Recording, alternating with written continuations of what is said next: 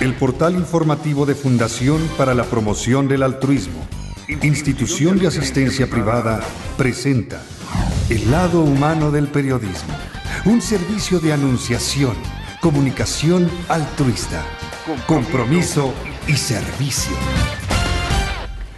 Hola, ¿qué tal? ¿Cómo están todos ustedes? Me da mucho gusto saludarles. Esto es Anunciación TV y vamos a aprender a retomar pues lo que era bonito, de verdad que hacía que las pequeñas comunidades, las familias, los grupos de familias tuvieran un desarrollo sostenible, por decirlo de alguna manera, creo que es el mejor término. Los papás se sentían seguros, los vecinos eran buenos compañeros de camino, eran competencia pero leal, ¿no? Se apoyaban y era una competencia que animaba a que todos crecieran y que fueran complementarios en sus negocios, en fin. Los hijos heredaban pues el negocio del papá y continuaban con él hacia adelante y lo hacían crecer, los nietos también, pero de repente pues todo se fue como sintiendo de un modo diferente. En lugar de hacer un honor y un homenaje a sus antepasados, continuando con el negocio familiar, lo que fue ganando la batalla fue la ambición, el materialismo, el hedonismo, todo mercantilista, todo el acaparamiento de la riqueza, en fin. Y pues hizo que las empresas familiares se convirtieran en algo difícil de realizar porque rivalizaban por el dinero, incluso los hermanos o los primos. De manera que la empresa familiar fue perdiendo su valor intrínseco, que hablaba pues de esa identidad familiar y que hablaba de ese deseo de bien común para todos. Pero ahora hay algunos empresarios creativos, inteligentes, con fundamento en la vida y la verdad, que están promoviendo nuevamente las empresas familiares como una solución muy necesaria para el mundo actual. Guillermo Alatriste Horsten, él es asesor de consejos de administración y de empresas familiares y forma parte también de Coparmex Metropolitano. ¿Cómo estás, Guillermo? Bien, mucho gusto. Gracias. Es que sí llama la atención como antes era lo normal, tener una empresa familiar y era todo un rendirle de verdad homenaje y honor al abuelo, al bisabuelo, al papá, ¿no? Y tenía un sentido de familia y de identidad hermosísimo. Y eso era lo que los animaba y alcanzaba el bien, el ingreso material para todos, incluso para becar a los hijos de otros, ¿no? Sí. Para que fueran a la escuela, en fin, era increíble. Y ahora lo que vemos es que como buitres, ¿no? Se arrebatan las herencias, se pelean unos con otros, los primos se odian a muerte porque quieren ser el favorito del abuelo. ¿Tú cómo rescatas el tema de la empresa familiar? Pues mira, es un tema muy apasionante, sobre todo que la gran mayoría de las empresas en México son familiares, ¿sí? O nacieron de una empresa familiar. Y bueno, efectivamente, como dices, sí hay pues muchos casos tristes, ¿no? En la que se pelean los hermanos, ¿no? Básicamente más la rivalidad es entre hermanos, más que entre padres e hijos, ¿sí? De hecho, lo que rodea a una empresa familiar, pues son muchos factores que la hacen compleja. Para empezar, manejar una empresa por sí mismo es muy complejo, ¿no? Está en medio de muchas presiones, ¿no? La misma competencia es muy voraz, el consumidor cambia mucho de gustos, no es fiel a las marcas, los costos cada vez son más altos, los márgenes de utilidad son menores, y esa parte estresa muchísimo a la empresa. Y si además, dentro de ese estrés de una empresa, está inmerso una familia adentro, pues se vuelve doblemente más complejo, porque si vemos una familia aislada, independientemente de que no sea empresa, pues también la dinámica en las familias es complicada. Y si las combinamos las dos, pues se vuelve aquí una una bomba atómica. Por supuestísimo, muy complicada. O sea, sí hay algunos casos de éxito en donde todo más o menos funciona bien y tiene mucho que ver con liderazgos desde la familia, ¿sí? Y un buen entendimiento desde la infancia. ¿Puede ser también que tenga que ver con los valores? Sí, tiene que ver con los valores, pero mucho tiene que ver cómo fue la infancia, ¿sí? Si en la infancia entre los hermanos hubo rivalidad o no hubo buena comunicación, ya cuando son de grandes, pues son como las vengancitas dentro de la empresa, ¿no? Pero además el tema de la empresa familiar, lo complejo no a veces es esa ambición por quién quiere tener el poder de la empresa. Hoy en día ya se da mucho el tema pues de los ninis, ¿no? De los hijos de los empresarios que ni quieren trabajar en la empresa, que ni quieren trabajar en otro lado. También hay los casos de los hijos que fueron a la universidad, donde los inflaron muchísimo y donde, ¿sabes qué? Yo ya no quiero trabajar en la empresa familiar, yo ya no quiero recibir órdenes, yo quiero trabajar mejor en un corporativo. Y yo me he encontrado muchísimos casos de empresarios que dicen, oye, pues es que ya tampoco ninguno de mis hijos quiere estar, ¿no? Como que ya están muy acostumbrados a estirar la mano, algunos. Además, casi en todas las familias existen los bohemios, ¿no? ¿Los qué? Bohemios, Ajá. ¿no? Los que realmente no tienen ganas de trabajar. Esos también son muy complicados, ¿no? Me ha tocado asesorar a muchísimas empresas en el tema de la sucesión. Y el tema de la sucesión no es quién va a ser el director general. Hoy ya no es un tema importante, porque puedes poner a alguien que no sea familiar y que lo haga mejor. El tema de la sucesión es a quiénes les vas a dejar como dueños la empresa, ¿sí? Y si no los preparas para que sean buenos dueños y para que tengan buena comunicación entre ellos, pues entonces los conflictos se dan, ¿no? Porque está el que sí está dentro y le trabaja mucho, como el que medio le trabaja regular, como los que no están dentro de la empresa. Y bueno, y si además están casados los cónyuges, también ahí hacen ruidito, ¿sí?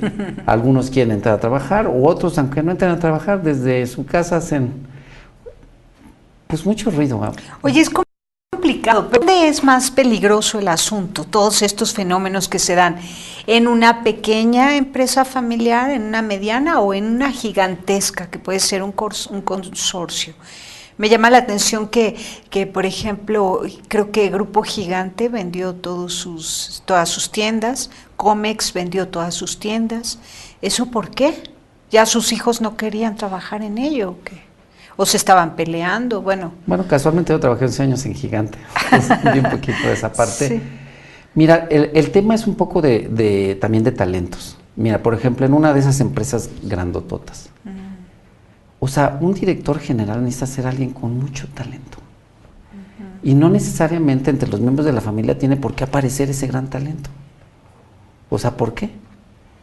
¿No? A lo mejor si hay un talento como para manejar una empresa pequeña o mediana. O para el arte, pero o para una la transnacional música, como que sí. ya se vuelve complicada. Claro. Ahora, una es quién la dirige, pero además a nivel de consejo de administración, por ejemplo, en el tema de Gigante y de Comex, que también me tocó asesorarlos, son empresas donde hay muchos hermanos y cada quien con muchos hijos. Y entonces ya es una congregación de mucha gente. A lo mejor hay 50 gentes involucradas, ¿no? Entre las diferentes generaciones y las esposas y los hijos. Entonces, controlar esa parte es muy, muy complicada, porque todo el mundo quiere tener injerencia. Y el que no participa reclama, ¿no? Y el que está adentro, pues quiere más. Entonces, creo que es una buena decisión en muchos de los casos sí venderla, en pro de la paz familiar. Porque en el tema de las empresas familiares siempre hay que sopesar a qué le doy más valor o qué más fuerza, al tema de la empresa y que sea exitosa o al tema de que la familia esté integrada y en paz.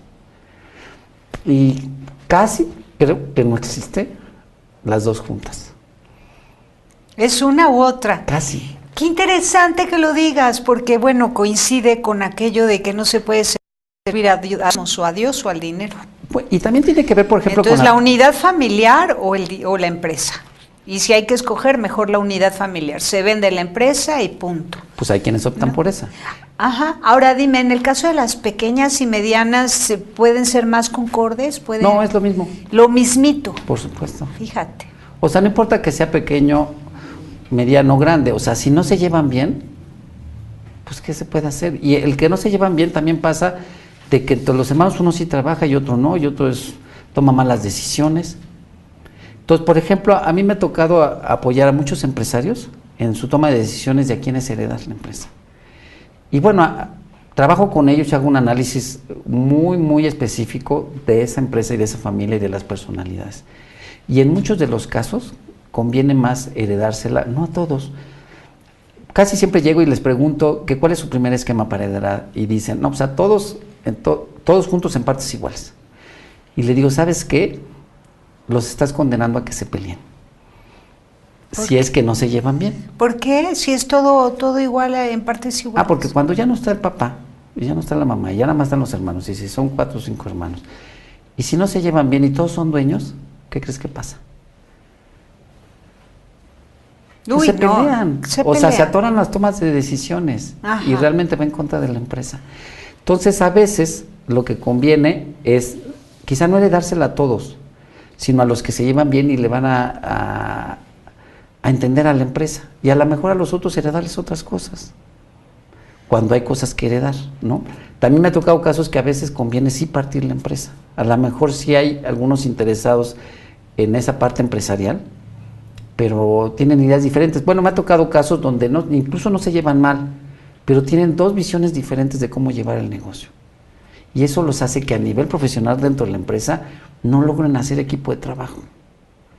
Entonces, a veces, ¿sabes qué? Pues, ¿por qué no la partimos? Y casi siempre hay posibilidades de partirlo de diferentes maneras.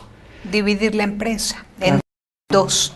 2 o 3. 2 o 3. Según. Mira, ahora tú nos vas a platicar por qué estás metido en el tema de la empresa familiar. ¿En tu familia hay experiencia de eso? No. ¿No? Bueno, volvemos después de un corte. Volvemos.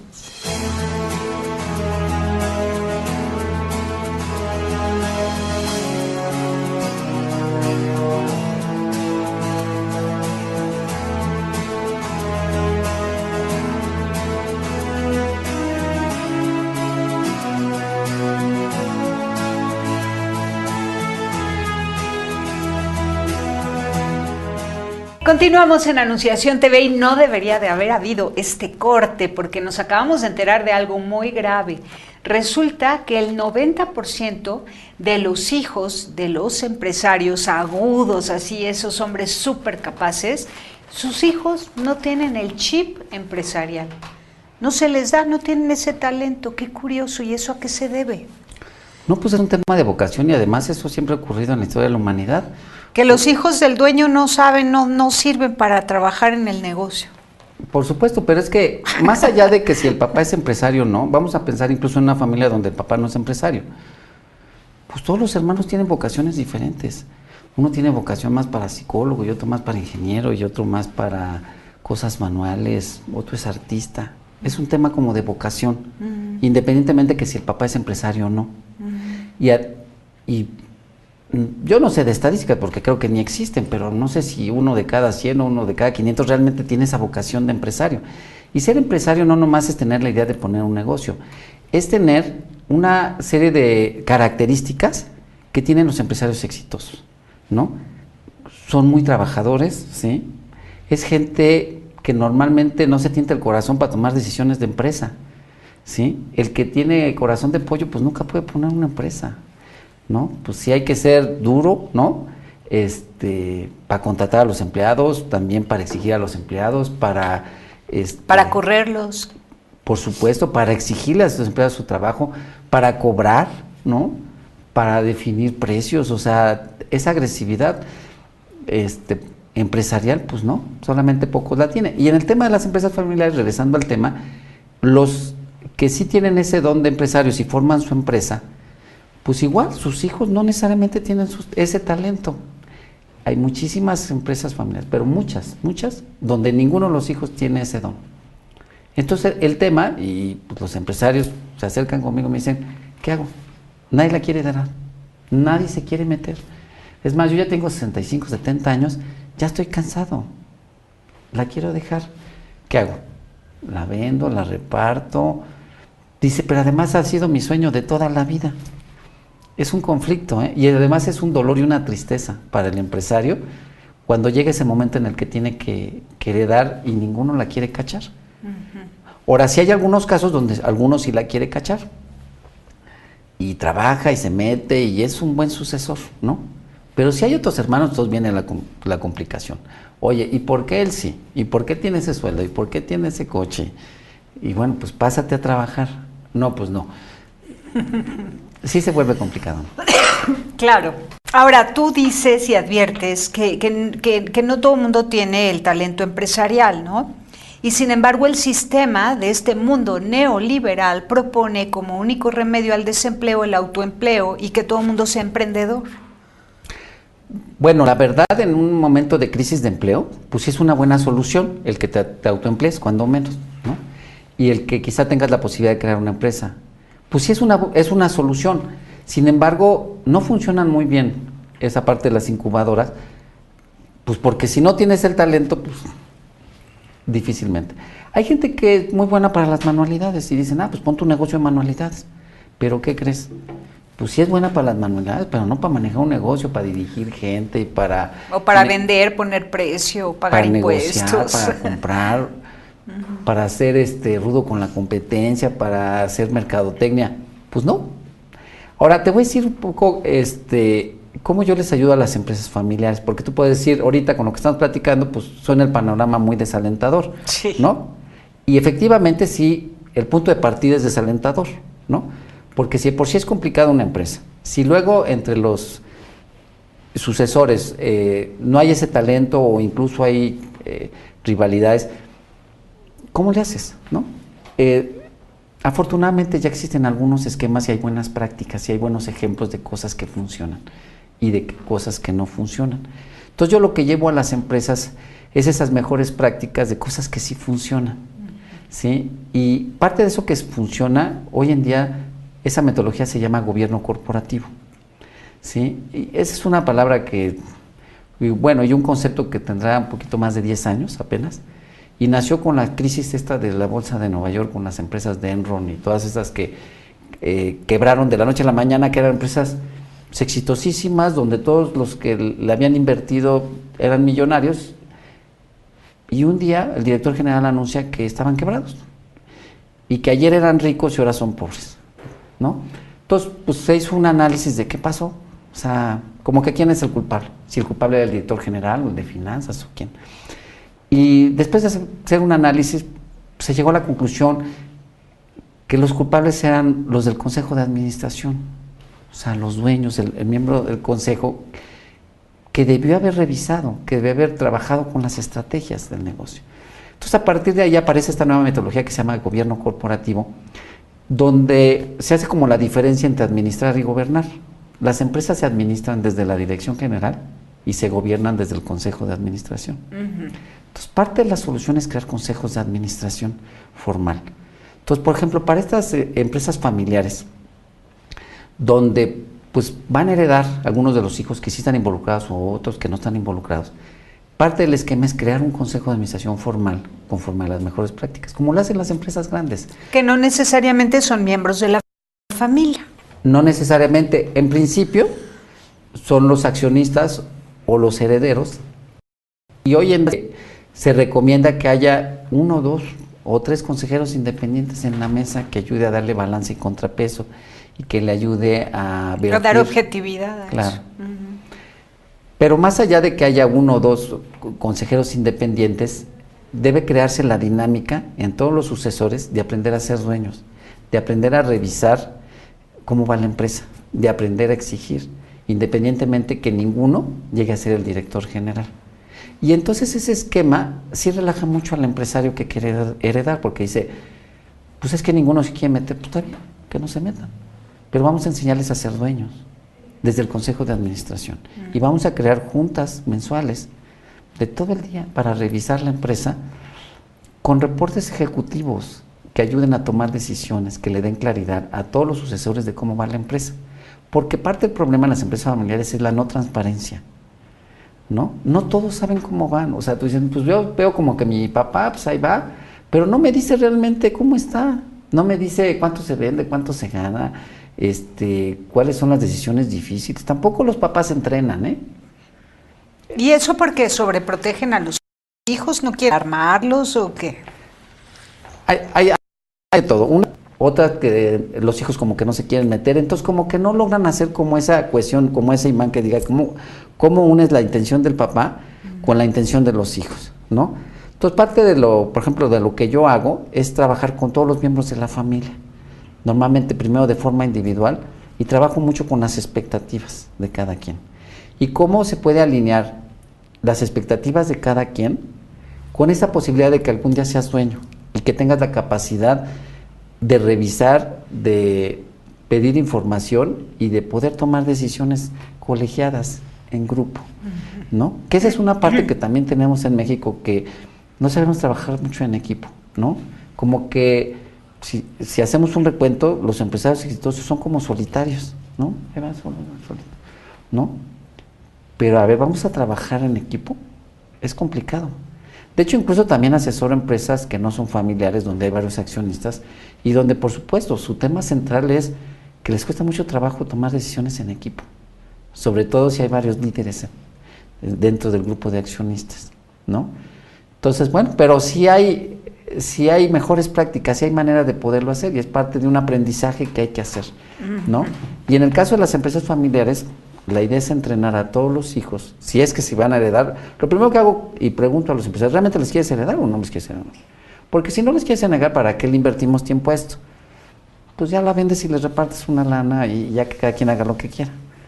¿Realmente quieres heredar el negocio? ¿Quieres que el negocio continúe? Bueno, entonces hago un trabajo primero individual con cada uno, donde independientemente que quieran ser artistas o quieran hacer lo que sea, la pregunta es, oye, ¿tienes la posibilidad de heredar y tú vas a tener el 20% de esta empresa o el 30%?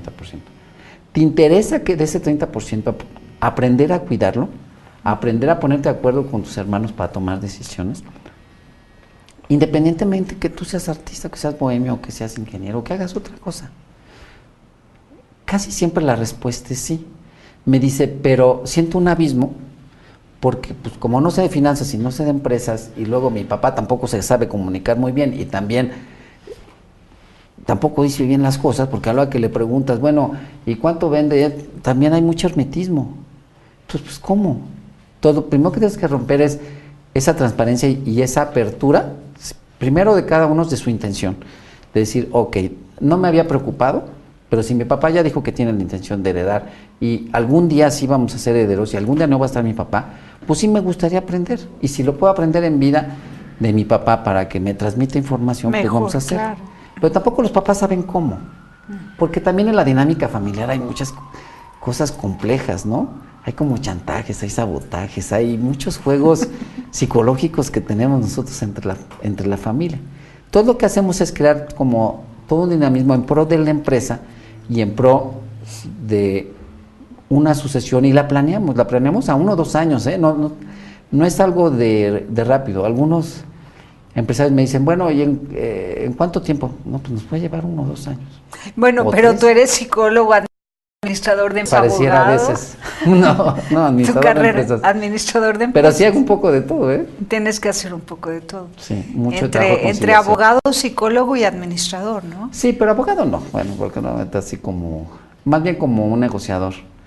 Pero más que negociador es un integrador, que ese es diferente. El que negocia les ayuda a que se pongan de acuerdo. Y un integrador es no solamente es ayudarse a que se pongan de acuerdo en algunas decisiones, que sí lo hago, sino es que cada uno de los miembros se ponga claro consigo mismo en su vida. ¿Cuál es su proyecto de vida y si coincide con el proyecto de vida que tuvo su papá y que ahora le pretende heredar, ¿no? Como claro, podría ser un negocio que te rompe todos tus esquemas porque no va con tu proyecto de vida. Claro, también abro la posibilidad de que puedan heredar negocio, ¿no? Por ejemplo, algunos les preguntan, ¿te gustaría realmente que te hereden tu 20% que te tocaría o tu 30%? Y algunos dicen, pues sí, no sé, tienen las dudas. Le digo, bueno, también podemos abrir el esquema que te den tu parte en dinero y tú vayas a hacer lo que tú quieres. ¿Quisieras? Pues sí. Y resulta que cuando lo planteo con el empresario, pues noten su foto, regalarles dinero, ¿no? Pero es una buena posibilidad donde casi en todos mis clientes está apareciendo esa posibilidad y la toman muy bien. Les cuesta meses de hacer el proceso. Pues sabes que hay quienes nunca van a emprender nada ni aunque les des el dinero, ni aunque los metas en un accionista. Entonces, el mejor regalo que les puede hacer como papá, y siempre les pregunto, ¿cuál es el mejor regalo? ¿Qué es lo que quisieras de tus hijos?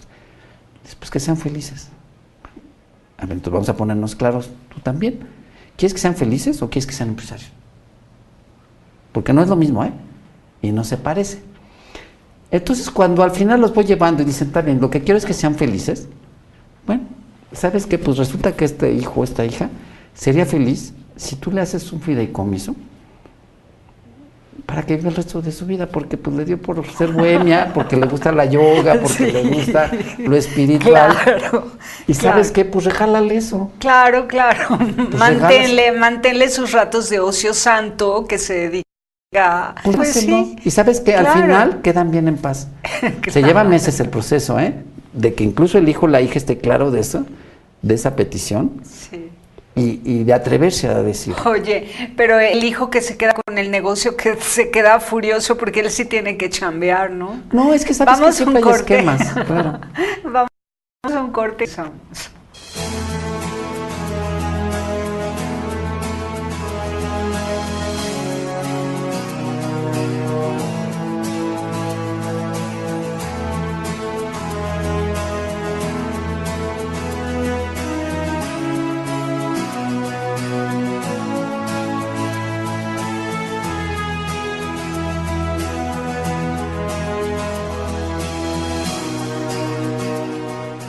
Bueno, pues hablábamos entonces de cuando un papá que ha sido un gran empresario necesita decidir si su empresa va a ser familiar porque va a involucrar a sus hijos y a sus nietos para que sigan trabajando, o bien va a tener que tomar una decisión fuertísima que es venderla y repartirla o heredársela tal cual a uno de los hijos que sí tiene talento empresarial y a los otros heredarles alguna otra cosa porque no les interesa el negocio.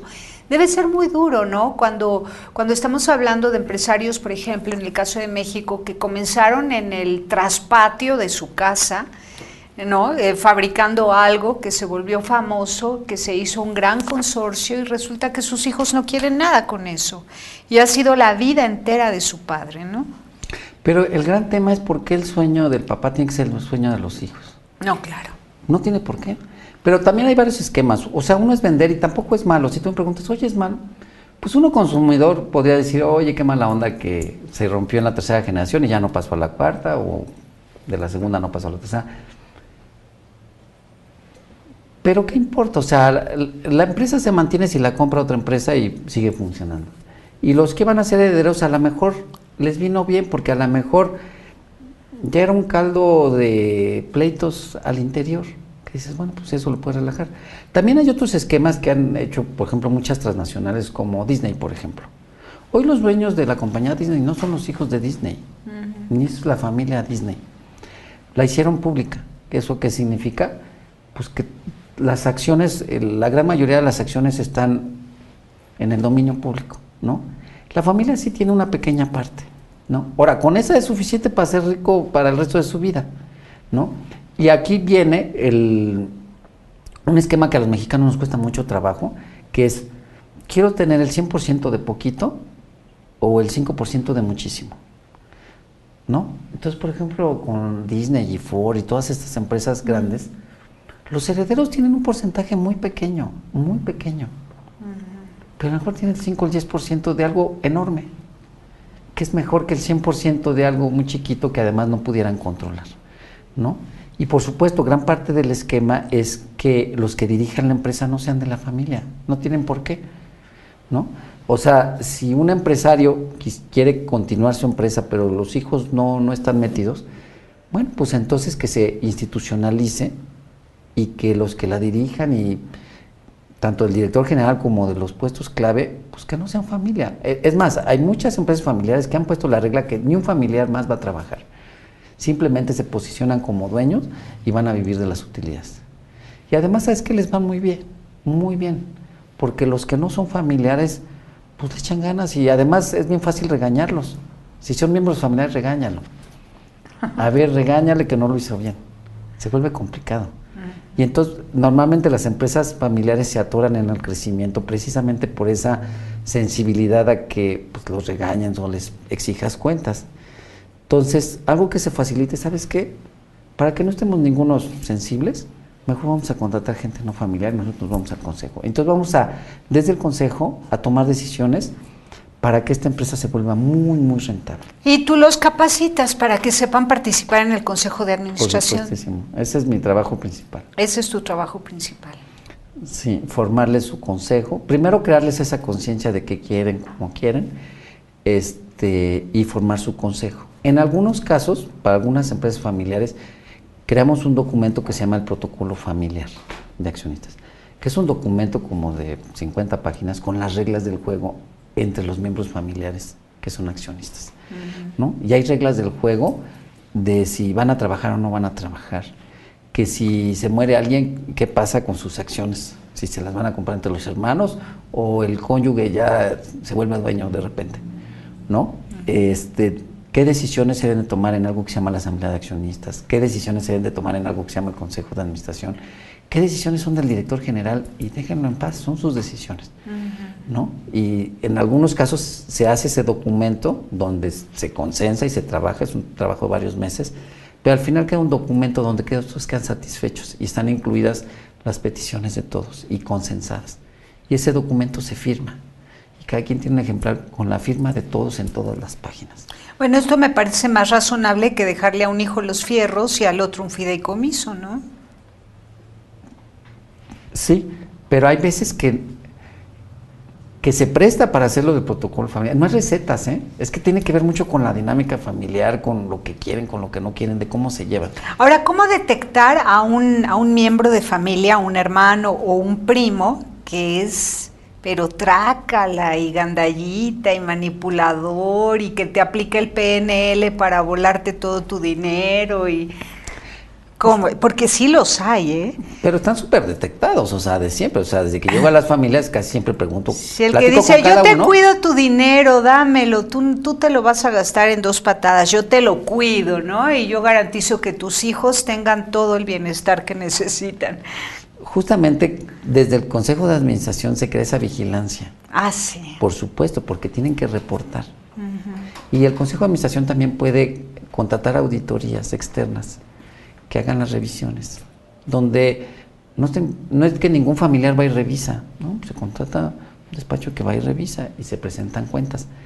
Ahora, parte del éxito es que los miembros de la familia no sean los que presenten la información, sino sean los empleados que sean responsables de cada área, donde cada uno va y presenta, y entonces ya todos los familiares desde el consejo, todos tienen la misma cachucha y todos pueden preguntar, y es parte del cambio de chip que hago para la familia, en el que se abre todo y todo el mundo puede preguntar y todo se vuelve transparente. Y donde, como el que presenta no es familiar, pues no pasa nada. Oye, ¿por qué esto? ¿Y por qué el otro? ¿Y esto? ¿Y por qué? Oye, te encargo, y si hacemos, ¿ya? ¿No? Y las grandes decisiones... Pues, claro, y los empleados saben que ningún dueño tiene un voto mayoritario, sino todos igual. No, podría ser que sí haya diferencias en la participación accionaria, pero la decisión del consejo, todos tienen voto de uno, o sea, que es diferente a las decisiones de asamblea de accionistas. En esa sí tiene que ver con participación accionaria. O si alguien tiene el 60%, pues su voz vale. Dentro del consejo de administración es una decisión colegiada, donde todos tienen un voto de uno. Pero la parte más importante no es la parte del voto, sino la parte de aprender a consensar, que es diferente, ¿no? La mecánica de votación es, a ver, ¿quién opina así? ¿Quién opina? Se levanta, ya, es muy frío. Eso no le sirve a la empresa. Pero finalmente van a votar por lo que haya propuesto el que sea más... Claro, pero la más manipulador, si es que hay mala intención, ¿no? Pudiera ser, pero eso es importante, crear una metodología de presentación de la información, ¿sí? Y con consejeros independientes. Ahora, de todas maneras no puedes evitar las personalidades, ¿no? Hay quien tiene personalidad muy dominante, pues ese los va a dominar. Como en las familias, pues en todas las familias hay quien tiene personalidad más dominante y quienes no. Hay quienes son seguidores. Pero, por ejemplo, tú como consejero puedes participar en esos consejos de administración y detectar quién está dominando en su favor, porque no importa ser dominante si es en favor del bien común, pero si alguien es dominante para jalar agua a su molino, tú podrías ir poniendo en evidencia eso y así levantando tarjeta amarilla y diciendo, cuidado, está usted manipulando a sus hermanos, ¿no? Por supuesto que ese no es mi rol. ¿No se puede? No es mi rol, es que no sirve. Además, no tengo que llegar a hacer eso. Ya todos saben quién es el manipulado, pues eso se da desde la infancia. Pues ya todo el mundo sabe quién es el tramposo, quién es el que es ventajoso, quién es el buen agente. Ya todos saben. Ahora, el tema es cómo blindas a todos en la empresa para que el que es muy ventajoso no se lleve de calle a los que no son tan ventajosos, a los que son buenas gentes. Sí. O sea, ¿cómo blindas esa parte? Sí se puede. La parte como se puede blindar es hacerlo muy profesional, ¿no? Esa es la parte que se puede hacer. Pues qué interesante. Oye, tus datos han estado en pantalla. Yo espero que muchas personas te contraten, porque si hay reglas claras en una empresa familiar, pues se puede heredar muy fácilmente, ¿no? No tenemos que trabajar en el negocio, pero podemos ser dueños, responsables del negocio, todos juntos y buscando el bien común de los hermanos, los hijos, los sobrinos, todos los que sean parte, ¿no? Por supuesto, sí. Pues ojalá que te contrate mucha gente. También. Pues, muchas gracias. No, igual. Gracias. Pásela bien haciendo el bien. Hasta la próxima. Sí hay soluciones. Aquí, en el portal informativo de Fundación para la Promoción del Altruismo, Institución de Asistencia Privada.